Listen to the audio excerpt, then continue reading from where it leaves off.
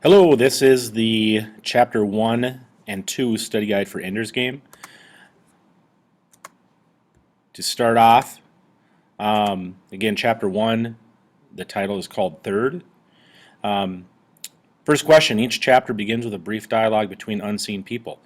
In this dialogue, you can find a purpose for reading the chapter. We learn a lot that Ender does not know in these sections of the book. What do we learn in this first section? So again, we find out that two people are talking about Ender. We find out right away in the first line or two that Ender is the one. He's been chosen for something. But as the conversation continues, the tone of the conversation doesn't seem all that positive. Second question. At the beginning of the chapter, one of the unseen people says that Ender may be the one. What does this statement mean? What does this tell you about Ender? Well, many times, if you look back through other stories where someone has been chosen or someone that has been, is the one, they're usually kind of looked at as something special, and they're also kind of looked at as a savior. So being called the one tells us that there's something special about Ender. Also, this foreshadows a lot throughout the rest of the book that we can expect big things from Ender. And then also maybe some not so great things, because when you put that kind of pressure on people, that tends to can cause problems. Discuss the significance of Ender's monitor. The monitor, again, is something that has been attached to Ender's neck, and what I envision it as is a screen, so again, people, adults, can see and hear everything that Ender does. The monitor was put onto Ender because he is considered a genius and he's being considered for military. The monitor has provided him protection from other kids, since adults can see and hear everything around Ender. The monitor has also set Ender apart from the other kids and makes him a target once it's removed. Not everyone has a monitor, and so right away Ender is different from everybody else. And when people, and especially kids, when kids are different, it kind of makes you a target. Discuss the problems Ender faces as a third. This really sets Ender apart and isolates him. He is rare because he's a third and a target of bullies. Also, we have to understand that in this futuristic society, the government only allows people to have 2 kids.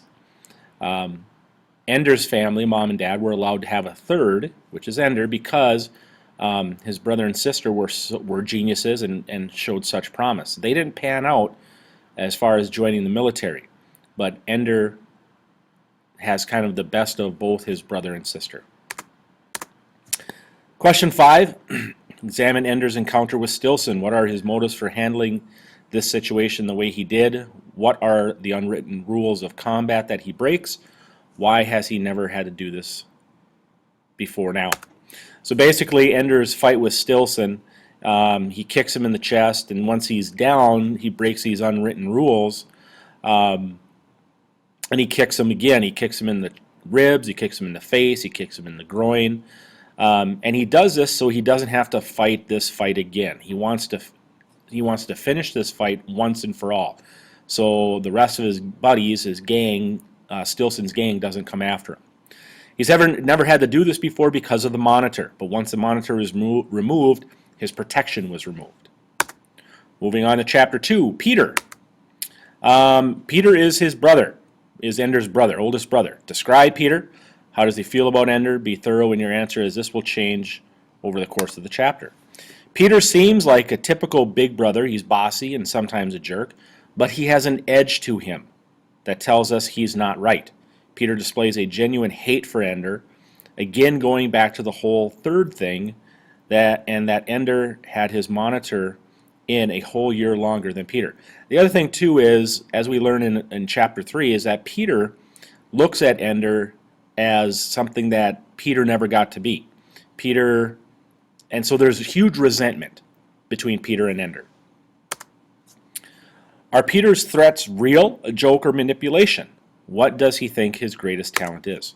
I think his threats are a combination of all three. I think deep down inside, Peter is capable of killing his own brother. He is a master manipulator. He is fantastic at getting people to believe him. That's probably what his greatest talent is. The bottom line is you can't trust Peter. What do we know about Ender's siblings by the end of the chapter? Valentine is the middle child and is very compassionate, especially when it comes to Ender. Her compassion is what kept her from moving on and going to battle school and entering the military. Peter is the oldest. He is cruel toward Ender and very manipulative. Again, his ruthlessness, his cruelty towards other people, and especially Ender, is what caused him not to move on to battle school and being in the military. They also both had monitors and had them removed. They didn't pan out. So basically the signal of when you have a monitor removed, that means you didn't make it. Buggers is a word used to refer to the aliens that have attacked the Earth on 2 previous occasions. Describe the buggers as you understand them from this chapter. Basically, buggers are the enemy, and they are very hated by everyone on Earth. We don't know a whole lot about buggers. We know that they tried invading Earth twice, and they were both times were defeated. And we'll learn a little bit more about those invasions later on. But as far as the buggers, we just know that they're a constant threat. Think of what's our constant threat that we face all the time here in the United States and other countries in the world? Terrorism. Last question. In Chapter 1, we learned that all of the Wiggins children had monitors at one time. Why were Val's and Peter's removed so long before Ender's? Again, Val had her monitor removed at age 3. Peter's was 5 when he had his removed. Peter tested out because of his ability to be too cruel or manipulative, and Val was too compassionate. There's your Chapter 1 and 2 notes.